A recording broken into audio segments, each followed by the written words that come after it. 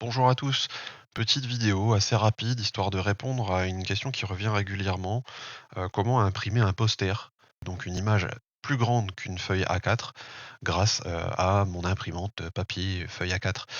Mais tout simplement, moi ce que j'utilise c'est un site qui s'appelle Poster Razor. Alors pour le trouver, direction Google ou un autre moteur de recherche, vous cherchez Poster Razor en un seul mot et vous allez tomber sur ce site, SourceForge, sur lequel l'application n'a pas été mise à jour depuis 2019. C'est pas un problème, ça fonctionne toujours.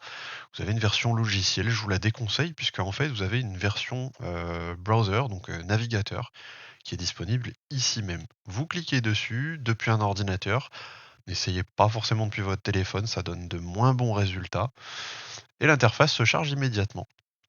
On a, en haut à droite le input image, donc vous cliquez dessus, vous allez sélectionner l'image que vous souhaitez agrandir en quelque sorte. Ici, l'interface vous montre l'image et vous indique que, ben, par exemple, en centimètres, pour l'instant, mon image mesure environ 13 centimètres de côté.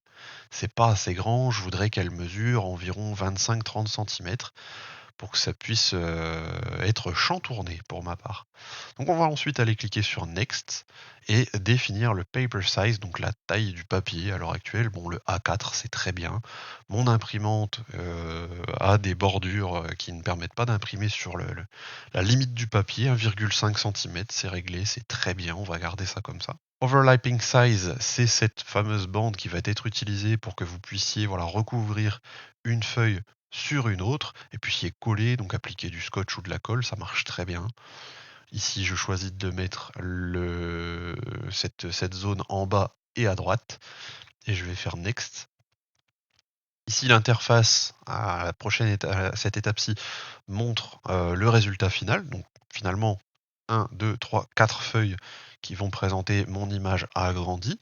Ça pourrait être bien, mais moi j'ai dit que je préférais avoir ce poster à la taille que je décide, et donc je veux un maximum de 25 centimètres.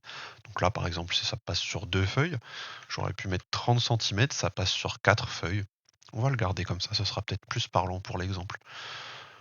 Et passer à l'étape suivante. Faites Next, puis sur l'étape Save the Poster, vous cliquez sur la petite disquette.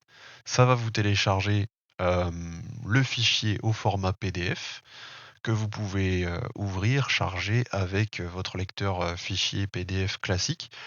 Ici, par exemple, bon, on va l'ouvrir dans le navigateur pour vous montrer le résultat final. Et ma foi, ça me paraît plutôt bien. Un petit conseil au passage, n'agrandissez pas trop ce genre d'image, puisque celle-ci, vous voyez, elle faisait 13 centimètres. On y double sa taille et déjà on commence à voir les quelques pixels qui la composent.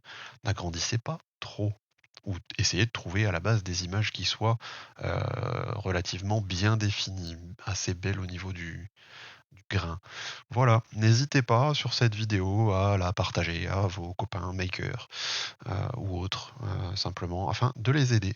Une bonne journée.